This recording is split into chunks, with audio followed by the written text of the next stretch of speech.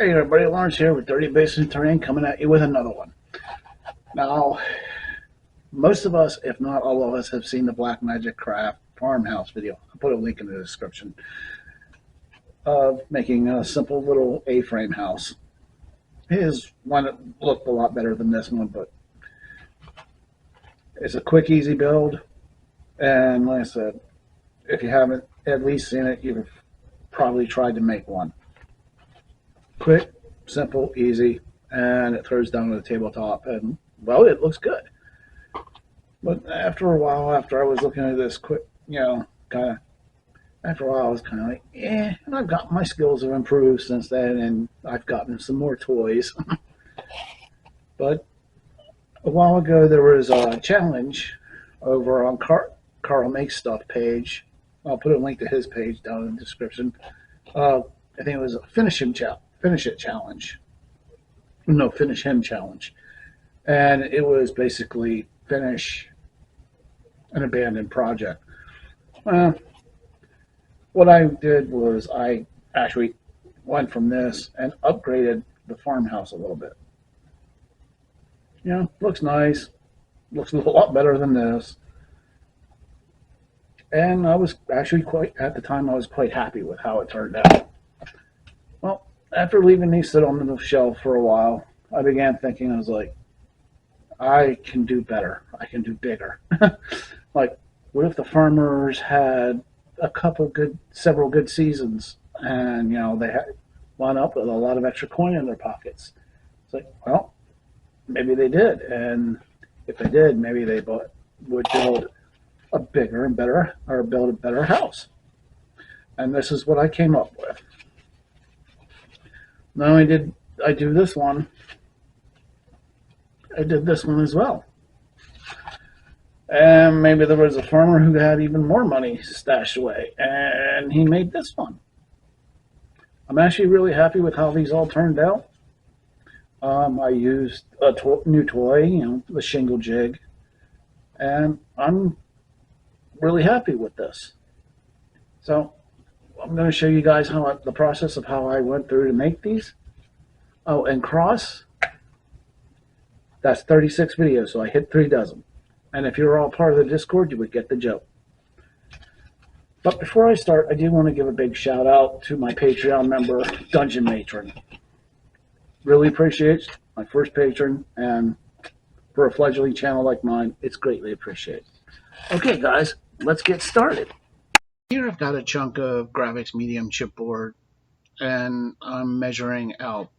What I have to do is the foam I'm using is 3 inches thick and 1 inch thick, and I'm making 3 houses. Now my house is going to be 5 inches long. It's basically going to be 5 by 5, the base of it, roughly, that, or the under structure is. So I'm going to have to make 9 cuts exactly the same, or as close to the same as I can. So I need to make a template for this. Now I have plenty of templates from Dungeons by Hands, but none are the right shape of what I want. So I have to make my own. Now here I'm just the peak of the house is going to be approximately 5 inches tall, or when I finish it will be. So as you can see, I'm just drawing out the template. It's a pretty simple process. Just use a ruler like I did. And now I'm using my Alpha knife to cut out the template and making multiple passes along the lines. Basically, don't want to do one deep cut, just so I get nice clean edges. Now, to keep it from moving around, I'm drawing some holes into it so I can put pins through and basically hold it in place when I'm making my cuts. It's a pretty simple concept, because if you try and hold it down with your hand, it's going to shift a little bit eventually, so the pins will hold it in place. Okay, now here I've decided that the bottom piece of the template was just a bit too big for what I wanted, so I'm going to trim 1/4 of an inch off. It's a simple matter of measuring it and then cutting it with the Alpha knife. Easy peasy, and it'll get to a height of what I actually wanted.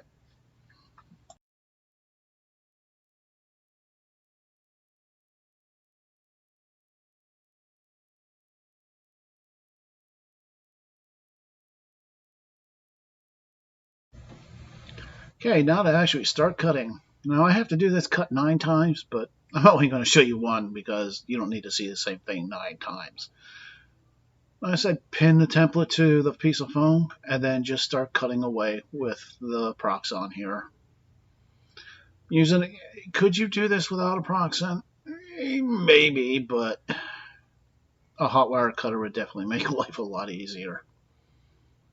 I said it's just a matter of using the template to guide the wire along its path. And trim it up a little bit. And yeah, 1 of 9 pieces done.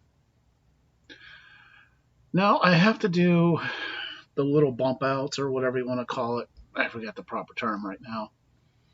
So I've cut a smaller piece, smaller template, yeah, and I only have to do this 4 times. So yeah, I'm just going to cut them out. Easy peasy. And I've set my guide wire here to cut these bump out pieces at an angle. And the angle matches the roofs of the main body of the building. And it's just a matter of running it through so I get the proper angle of what I need. Yeah, there's a massive chunk there that I'm not going to use, but I can use the scraps for something else later on. No big deal. I have to run this through 3 times. Yeah, it's a little slow, but I think I have my wire set at a temperature that's a little low. Here I'm just checking out against one of the main body pieces, and it works. And here I'm just hot gluing all the pieces for the main substructure together. As you can see, I'm gluing 1 inch on either end of the 3-inch thick piece. I'm going to glue some 1-inch pieces. It's simple. Smear some hot glue on, line them up as best as I can, then squish them together, let the glue cool for a second, and then that's it. Quick, simple, and done. Do that with the other side. Again, line up as best as I can. Done. Not hard. That's the main body. Now for that little, I don't even know what this is called. I did, but I don't remember. But the little bump out piece, just kind of get an idea where I want it. Use a Sharpie, trace the outline for where it's going to go. And then smear some more hot glue to where it's going to go.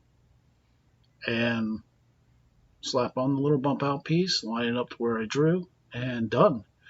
So the main substructure is done. Pretty quick and easy. Okay, I'm using these shingle templates that I got or shingle jigs that I got from Dungeons by Hands. I already have the foam cut to the width I need, and it's 1 inch thick. So I'm just letting the jig do the work, running along, getting the little splits or whatever cut along, and these jigs make short work of doing shingles. There are other manufacturers, but this is the one I have, so this is what I'm going to use. I'm going to slide it down. I have my glider cut at 1 inch, so 1 inch thick, or wide, long, whatever. Now I'm going to do a second one here. I'm showing you because I'm going to need shingles to go over the very peaks of the roofs. So I'm actually going to be running the jig through on both sides. Are they different styles? They're the same style but different shaped shingles, but it doesn't matter. And this one piece will be enough to cover the peaks of all the roofs I'm going to need. So it's just a matter of running it through on both sides, and I'll be able to get the peaks of the roofs no problem.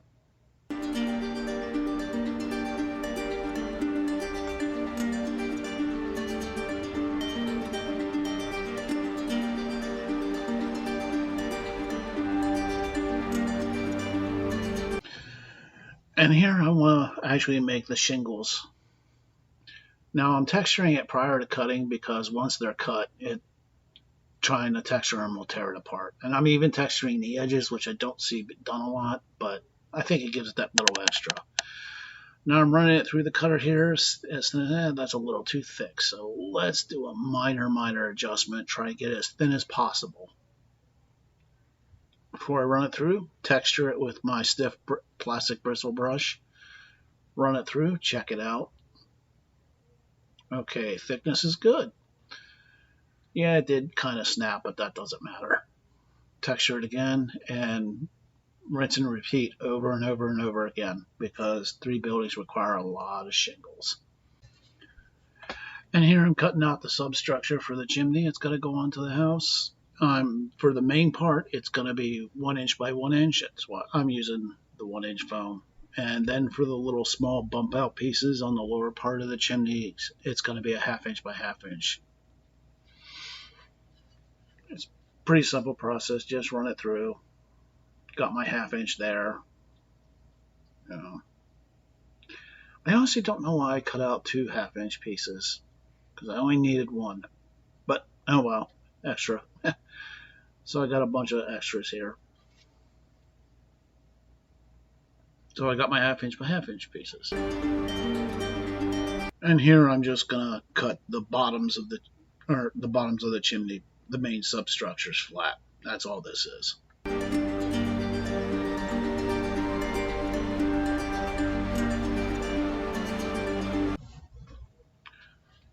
And now I gotta cut the chimneys to height. So I measured the building height. It was 5 inches, and I'm gonna cut the substructure of the main chimney part 5.5 inches. I wanted to go a little bit above the building itself. So this is a quick and easy cut. Bump, done. I got all 3 the main part of the chimneys done. And yep, that looks good. Measure up. How high do I want this? The thing is, the little part that bumps out at the bottom of the chimneys, which is supposed to be where the fireplace actually is. This you can make as high or as little, whatever size you want to make it. So I said 1, 2, 3. There, I got all my extension pieces for the bottoms. Now this is just a matter of hot gluing them together, which is a pretty quick, simple process. Just trying to keep it lined up so everything's straight. I mean, it doesn't have to be perfect, but because this is all going to get covered up. And yep, that looks good. Now I want to actually measure the exact center of the main part of the chimney here and draw a line, because if I don't do this now, it's going to be pretty hard later. All right, now I got it lined up center. Draw up the side of the chimneys here. It'll make sense, don't worry. Because some of the brick is going to wrap the whole way around the chimney, and some of it's going to be into the building itself, so I need to cut a little space for the bricks themselves. Just, enough that I can wrap a couple layers. And of course you can see I've traced out the pattern of the chimney itself, and I'm hot gluing it together. Done. Quick, easy, and it's on. Okay, now this is a tedious part, but doing individual bricks. I want to do it 3 layers on the bottom here. I'm not going to make you watch all of that because bricklaying is boring. I think I was watching Critical Role while I was doing this, or while listening to it. But you can, for this first layer, I would strongly suggest using hot glue. You can use PVA, but I strongly suggest hot glue because it'll give you a good strong base to work off of. And you can continue on with all your layers after this. Me personally, I'm going to use hot glue the whole way, but again, first layer, bricks around the bottom, use hot glue. Structurally, it just works better for the first layer.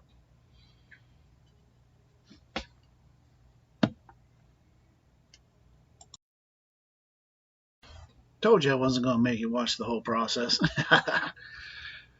But no, I said individual bricks can be very tedious, but I just so much prefer the way it looks in the end. I don't know. I think it just gives you a little something extra. I have seen people do drawing cobblestone patterns in their chimneys, and that does actually look really good. But I've got a big giant supply of pre-cut bricks, so I'm doing individual bricks on my stuff. Actually, a lot of my scrap foam goes towards making individual bricks. So, it works for me. That's my preferred way of doing it. So, and I'm putting strips of timber that are pre-made on other projects here, because on top of the bricks, I want it to be like a little wood thing. I don't know. I just wanted wood there. I wanted to make it look pretty. I wanted that there prior to placing the shingles, which I'm now doing, because I wanted the shingles to hang over wood, not the bricks. At least that sounds good. Yeah, let's go with that. But now it's just a matter of laying down rows and rows of shingles. But when you're laying your shingles, you want to make sure that you offset the shingles themselves a little bit. So leave a little bit overhanging on like every other row or whatever.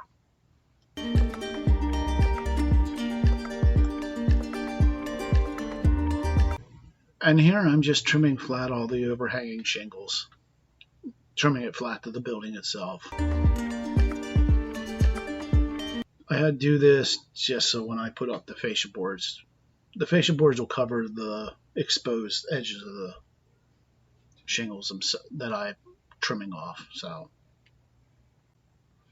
and here I got to cut the shingles at an angle to match where the bump out is. It's a pretty simple process. Just check the shingle against the bump out, try and eyeball it.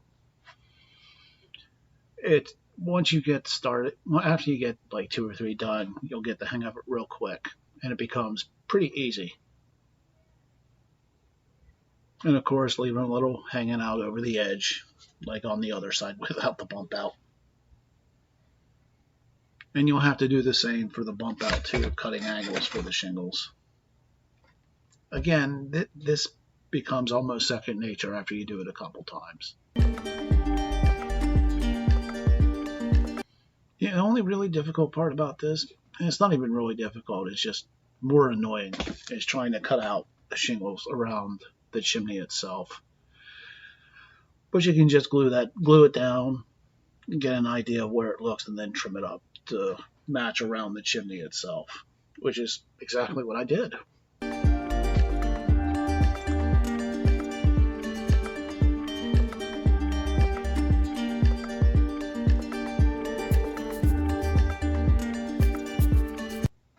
Like I had already mentioned, you basically have to do this as far as cutting for an angle for the bump outs here. When you're doing the shingling, it's the same process as what I showed you before. Just kind of, eyeball it, and eventually you get the hang of it. It's an easy process. Leave a little bit hanging over and just move on up the whole way up to the top.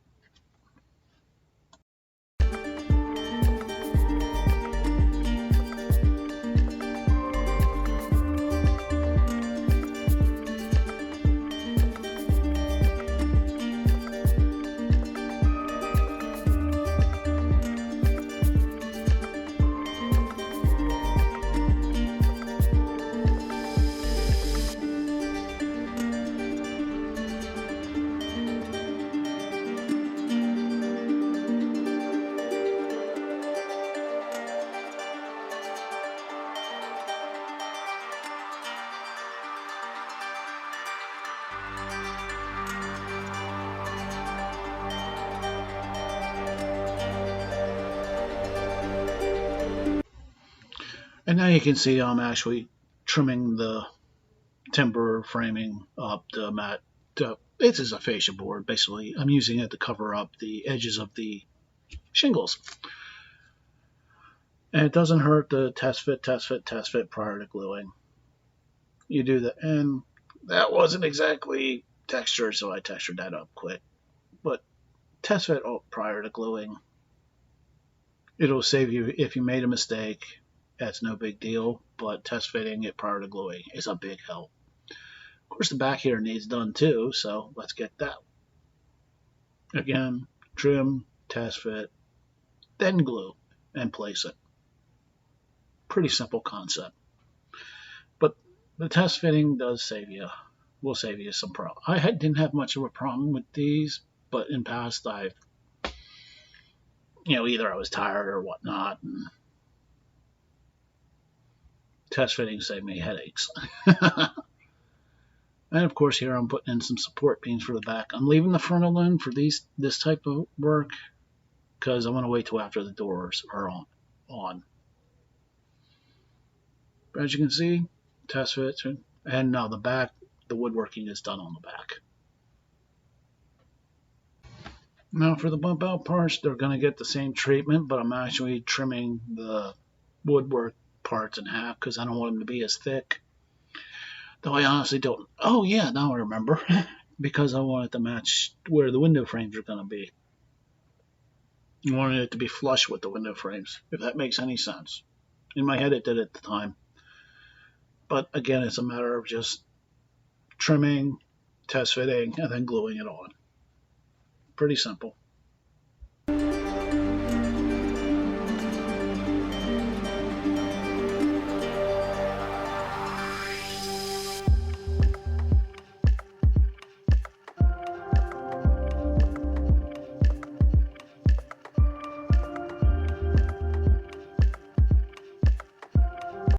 Okay, now let's make some window frames.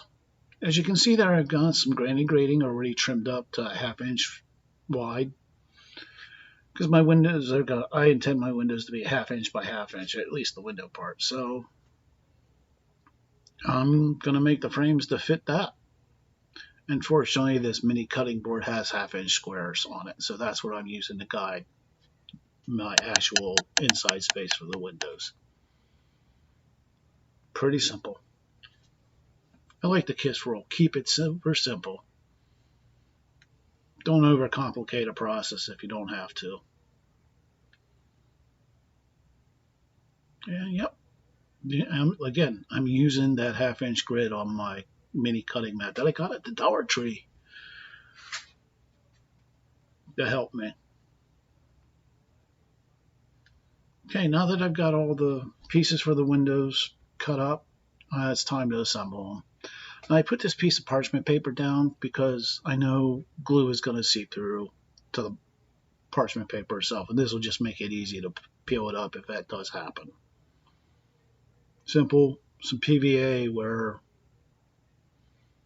pieces are going to connect, and then move it off the side to dry, and then do the others. Now here I'm using some black PVA, which is just regular PVA with some black ink in it. That's all. Wasn't exactly sure on the exact placement of the windows. That's why I did that whole area black. And it gets the advantage of giving it some protection. And now here I've already measured out the backs of the doors on a piece of chipboard. I cut it to 1 3/4 inches wide by 2 inches tall. Does that sound awfully big? Yeah, it is.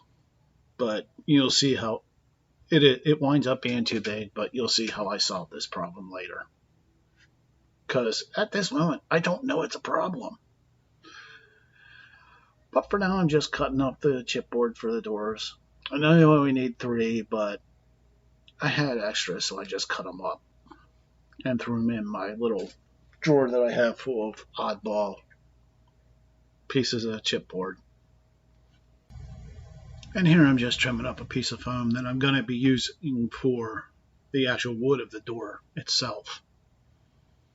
Now I'm doing that just to get an even flat surface, and so I don't have the factory finish. So the factory finish is harder to texture than a cut surface, so I just cut it off, the factory finish off. And I got to cut the width. And here I'm thinking, yeah, I should cut it to the height of the door too, but then I realized something. Wait, that's just stupid.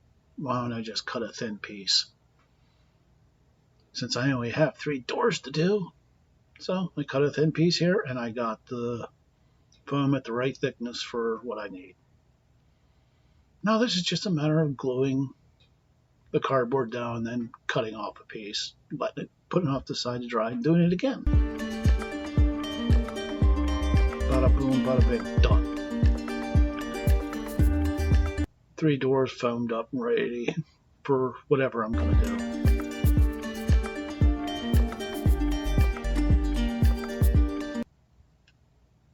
Okay, now I'm trimming off the excess at the glue stripe. Wait a minute, that's too big. So what I'm going to do is I'm going to trim off 1/4 of an inch from one side and the top. Then I'll see if that'll actually fit. Now you notice I haven't done any texturing to the foam yet, so I haven't gotten too far. That's why you test fit. And that works. Perfect. Now I have to cut out the timber frame because I want the door to sit down into it. So, boom, done. That's why, test fit, test fit, test fit. Now I'm using that stiff bristle brush to texture, and then I'm going to use the pencil to carve in plank lines. This way is a lot easier than doing individual planks, and you get the same effect. And I grabbed some scrap foam that I'm going to use to make the metal banding and the backs of the door handles. Pretty simple, pretty easy. PVA them into place. And put them. Pretty simple. Not hard, not difficult. Now that the glue is dry, glue the back of the door and then put it in place.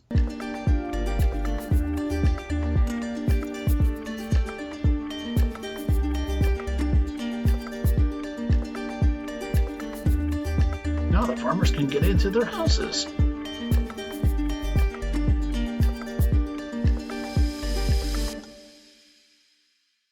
Now that I got the door in place, I can actually make the door frame. It's better and safer and easier to put the door in first, then do the framing around it, because if you make a mistake like I did by making the door too big, well, then you wouldn't be able to solve this problem, or solve the problem the way I did. And again, I build all the other framing now that I have the door in place. That's why I left the front alone in a previous step until now. Again, it's a matter of just trimming up the timber that I had previously made and just getting it into place. And putting it into a point where I like it.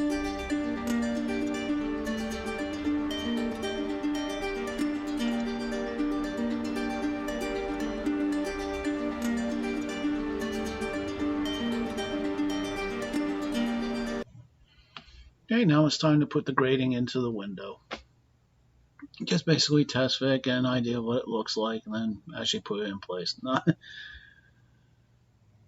Trim, trim, trim, get it right, and boom, done. Now I'm going to use more of the black PVA that I mixed up, and then just smash it into place. And that'll hold it easy. I figured, well, I might as well do the window frame too, since I got the PVA out. Okay, now, yes, I am using an airbrush to do this initial black bomb coat. I like to use the airbrush because it gets into the deep crevices, and since I did individual bricking, there is a lot of deep crevices. I do this because it's just easier than trying to water down the Mod Podge and trying to brush it in. I do this step prior to putting the stucco on because, well, I don't want the stucco to be black to start off with. So again, this is just a matter of, well, priming the building. Could you use rattle can for this step if you were to try and spray it black? As thin as the shingles are, I would advise against it, but if there is some rattle can paint out there that actually won't melt foam, but it's really expensive, so yeah. And you can, but it won't get the deep crevices. Now, I realized something. Oh, wait, I forgot to make the stoops. I guess I should do that. Oops. I'm just measuring out length, so, like there's a two-step up to the door. Pretty simple. It's like, oh geez, I can't believe I forgot to do this. And I'm just going to make them like 2 big solid slabs of stone instead of bricks.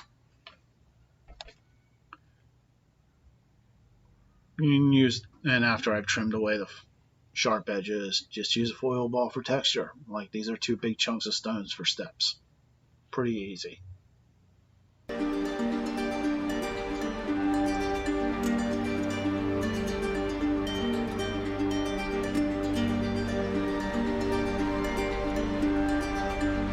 Now these stoops are 1/2 inch thick, so that means I got to cut out 2 rows of bricks because the bricks are 1/4 inch each. So do some test fits, glue, done. They're in. Easy peasy. And since I have put the stoops on afterwards, I'm using some black Mod Podge. And I figure since the shingles are so thin, they're weak, I'm going to Mod Podge all the shingles to give them a little extra strength, just to avoid them actually breaking. As even with some kid glove handling, you might break one. So, yeah, just black Mod Podge the shingles. Everything else is pretty strong on its own, so. Okay, now I'm using my homemade texture paste and brushing it into all the crevices where I want stucco to be.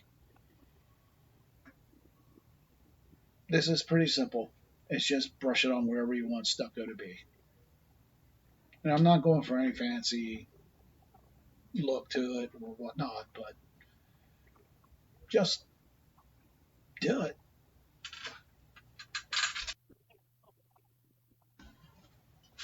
So I do like to use a coffee stir stick to smear it around a little bit.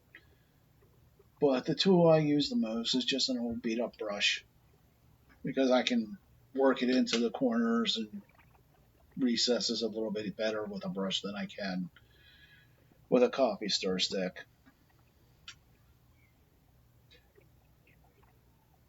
As you can see, my texture paste, I've added paint to, so it's already got the base color in it. So that's a step I don't have to take later. Now while I'm waiting for the texture paste to dry, because it does take a while, like sometimes a little over a day, I'm just going to use some watered down dark blue-gray for my base coat on all the stonework, or the bricks and the chimney. Again, this is a base coat, so I'm just going for 100% coverage, or pretty close to 100%. Trying to be careful not to hit the stucco, or even the shingles, so do a little edge work and then go nuts.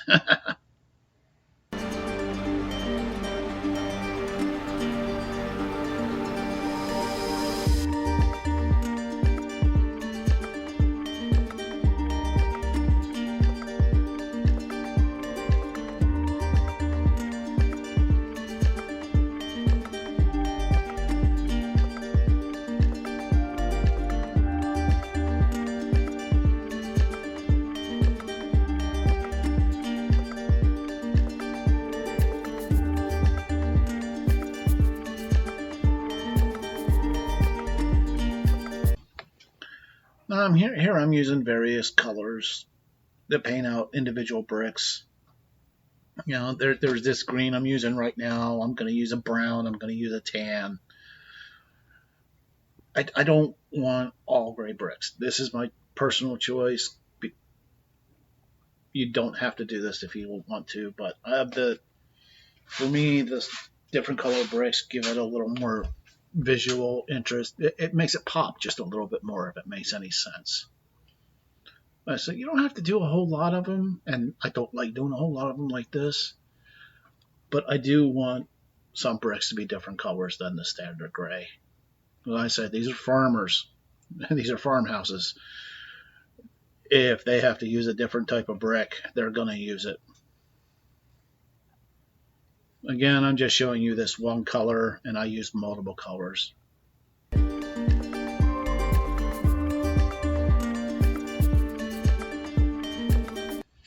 Okay, and you can actually see all the different colors in this step. But here I'm doing mid-tone overbrush with some pewter gray,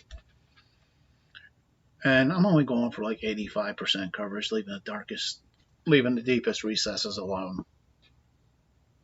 And as you can see, those other colors they will get muted over the next couple steps. So don't think it's going to be this bright, shining thing. But they still will show through the next couple steps. Again, this is an 85% at best, or at most.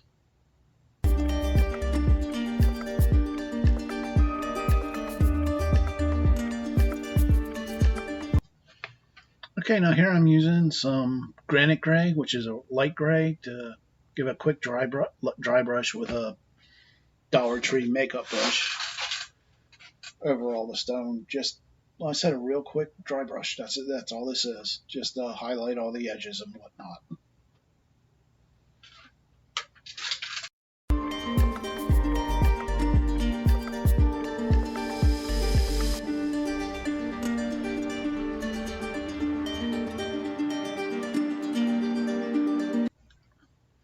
Now it's time to start painting up all the wood, the timber framing, and the shingles. I'm using my go-to for a base color of burnt umber. I watered it down a little bit just so it gets into most of the cracks and crevices. If it doesn't get all of them, it's no big deal, because that's why you black based it, so it won't really show. Again, just since I'm doing this, I'm trying to be careful not to hit the stucco. Actually, and trying to stay away from the stone since I've already painted.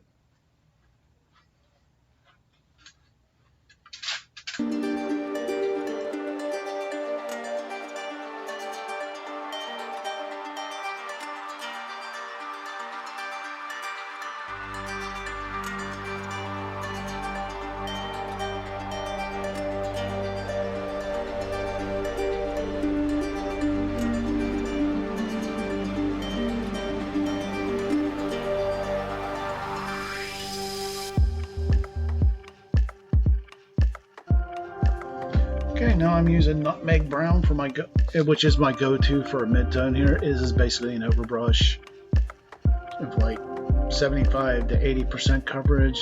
I want to leave the deep recesses, or leave the deepest texture of all these shingles and the wood alone. This is a pretty quick and simple step. It's just overbrush, but be careful to avoid the stone that you've already painted.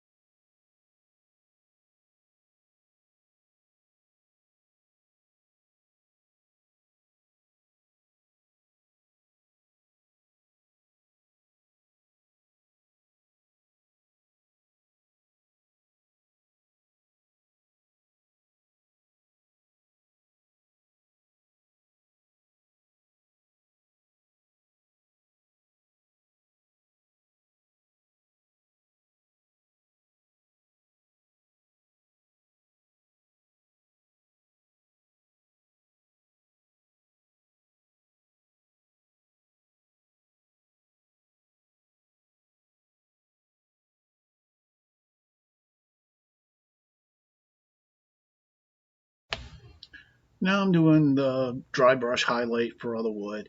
I've actually switched from my go-to color, territorial beige, to a light mocha. I wanted to try something different for this round, and I have a new go-to one. So this is just a quick dry brush of all the woodwork with a light mocha. All the colors I've been mentioning are from Apple Barrel. I'm not saying you have to use those. These are the colors that I'm using.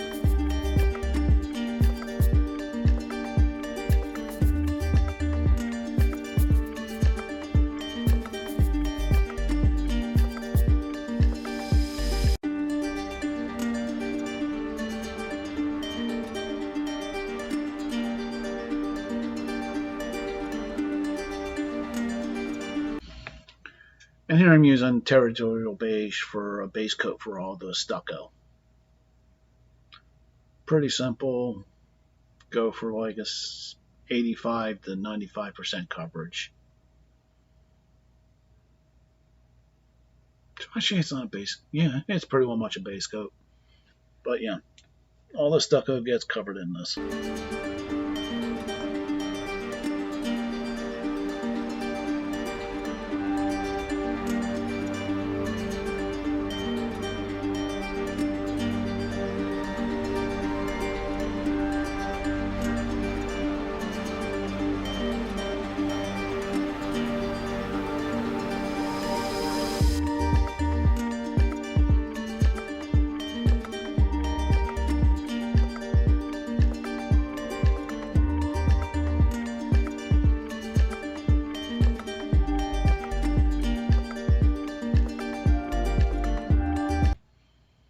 And here I'm going to be dry brushing all the stucco in a sand color, which is actually by Deco Art Americana. Just a quick dry brush on all of the stucco. I would have used a makeup brush, but I just couldn't find any that I could work into the corners with any ease. So I went with a standard flat brush. But still a dry brush. Okay, now it's time for a wash. Now all the stucco, I'm using a dark brown wash. And it's pretty simple. Just anywhere there's stucco, give it the dark brown wash. And now a black wash for everything else. All the wood, all the stone, anything that isn't stucco gets the black wash.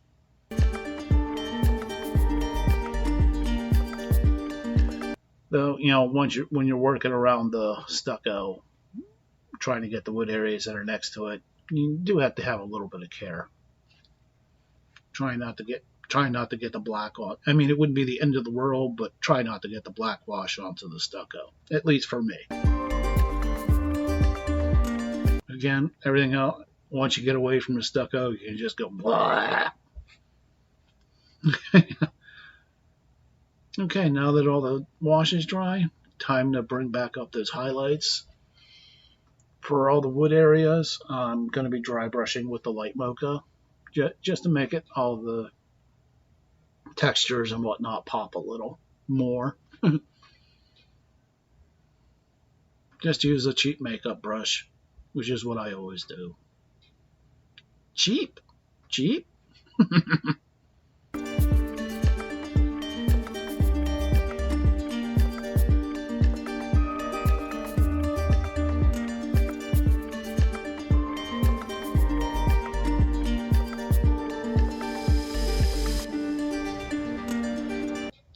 And for the stucco areas, I'm going to be using that sand color again to do some quick dry brushing. Again, using the flat brush. Quick, easy, simple, done.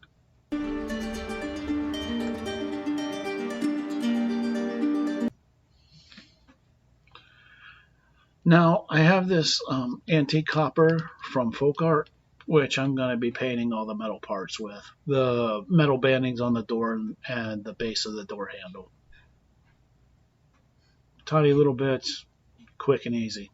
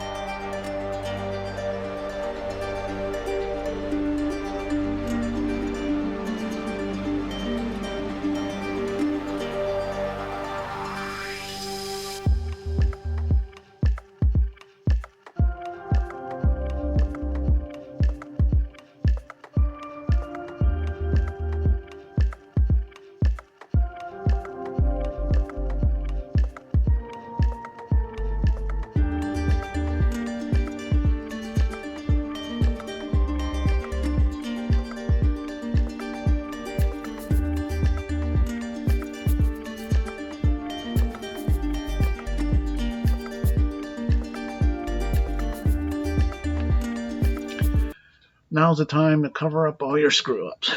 or places where, you know, you may have made a mistake or whatnot. I'm adding moss paste. It's just a mixture of a couple different colors of green flock and some Aleene's tacky glue mixed up into a paste-like consistency. Do I use this to cover up mistakes? Yeah, I do. But I also like to add it. The green makes it pop, and it looks good. So why not add it? Now I'm using this yellow flock to sprinkle on a little bit on the green, just to highlight the moss a little bit and to make it pop just a tiny bit more. It's the first time I tried this, and the end results I actually really like, so I'll be doing this from now on. Okay, now to make the actual door handles, I got these little like split rings and these little like hook things from the jewelry sections. I have no idea what they're called. I lost the labels a long time ago, but just basically bend open the little hooks and then put the rings on and then close it again. Quick, easy. The door handles look good. I have 3 doors, so I got to do this 3 times. And then I will trim this long piece down to what I need, and I have my door handles. Okay, I got this little like etching sculpting tool from the Dollar Tree. It's basically a small little spike. Jam a hole into where the door handle is going to go in, dip the little piece into some PVA, insert, and done. Now I want to add some homemade pigment powder to dirty it up, just in the corners where dirt might collect from rain and whatnot. And of course, you know, where the farmers are walking with their muddy boots up the steps. Anywhere that might be dirty, like in between pronounced bricks, at the bottom of the door, like the first layer of brick, about halfway, just anywhere that looks like it should be dirty. And it'll also add like a bit of shadow effect to it. Because, yeah, the farmers may have a better house now, but it probably still looks dirty as hell. So again, just add it where it looks like it belongs or where you think it might look good. There's no rhyme or reason. Well, there is a bit, but put it where you think it looks good. That's pretty much what I did. I didn't have any real set patterns for each building. I just kind of like, yeah, this looks good.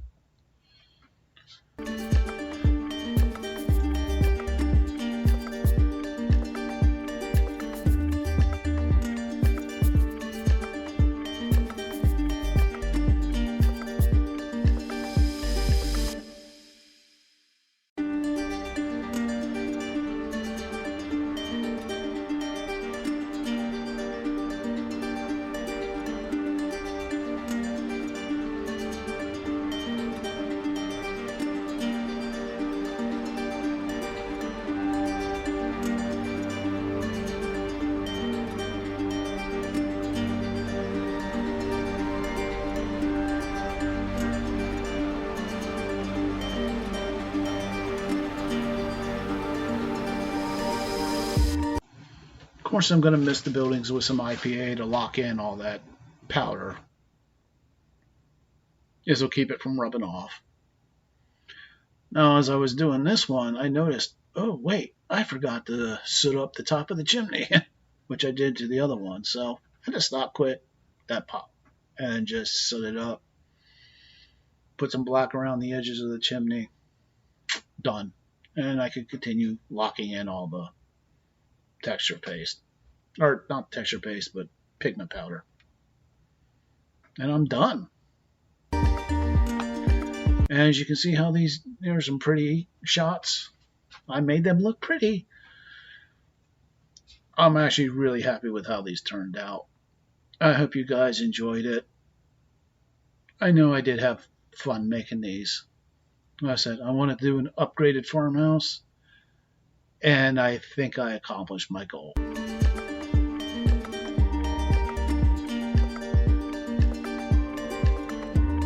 Hey everybody, if you made it to this far, it means you watch it to the end.